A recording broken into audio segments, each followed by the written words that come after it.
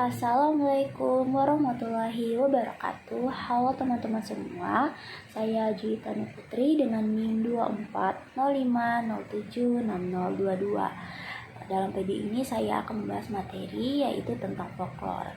Materi yang akan dibahas yaitu ada pengertian folklore, sejarah folklore di Indonesia, dan jenis-jenis folklore. Nah, yang pertama kita akan membahas tentang pengertian folklore.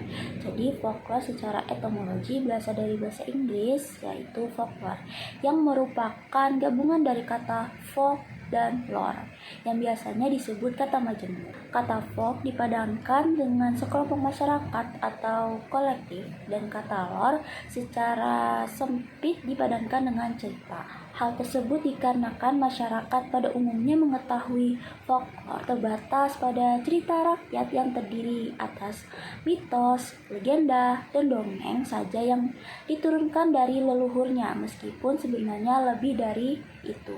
Dengan demikian, folklore hanya diartikan cerita sekelompok rakyat. Secara istilah folklore adalah sebagian kebudayaan suatu kolektif yang tersebar dan diwariskan turun-temurun di antara kolektif macam apa saja, secara tradisional dalam versi yang berbeda, baik berbentuk lisan maupun contoh yang disertai dengan gerak isyarat atau alat pembantu pengingat. Mengacu pada pendapat Dananjaya, folklore intinya hanya yang berbentuk lisan dan contoh yang disertai gerak isyarat diwariskan secara turun-temurun. Materi selanjutnya yaitu tentang sejarah folklore di Indonesia. Sejarah folklore di Indonesia bermula dari tradisi lisan yang berkembang dalam kehidupan masyarakat sejak masa prasejarah, ketika cerita rakyat, mitos, dan legenda diwariskan secara turun-temurun tanpa melalui tulisan. Folklore pada awalnya sangat dipengaruhi oleh kepercayaan animisme dan dinamisme, sehingga banyak cerita yang menggambarkan alam dan roh leluhur sebagai bagian penting dari kehidupan manusia. Seiring masuknya pengaruh Hindu dan Buddha, folklore Indonesia mulai memuat kisah-kisah kepahlawanan serta nilai moral yang diadaptasi dari epos seperti Ramayana dan Mahabharata. Selanjutnya, kedatangan Islam turut memberi warna baru dengan memasukkan nilai-nilai religius dan kisah tokoh penyebar agama ke dalam cerita rakyat.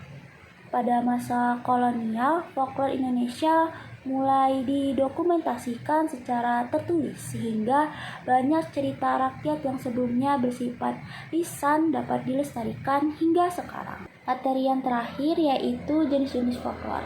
Jadi jenis-jenis folklore ini dikategorikan menjadi 3 jenis. Yang pertama itu ada folklore lisan, yaitu sebuah tradisi yang disampaikan seutuhnya melalui lisan dari generasi ke generasi selanjutnya.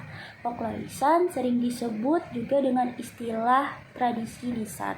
Misalnya itu ada dongeng, mite, anekdot, legenda, pantun, dan syair. Yang kedua itu ada folklore sebagian lisan, yaitu sebuah tradisi yang memiliki perpaduan antara lisan dan unsur isyarat gerak. Isyarat gerak ini memiliki makna hubungan terhadap sesuatu yang bersifat gaib, misalnya itu biasanya dalam bentuk permainan. Yang ketiga itu ada folklore bukan lisan, yaitu suatu tradisi turun-temurun yang menggunakan material ataupun non-material sebagai cara dalam pewarisannya. Misalnya itu seperti pakaian, makanan, dan minuman.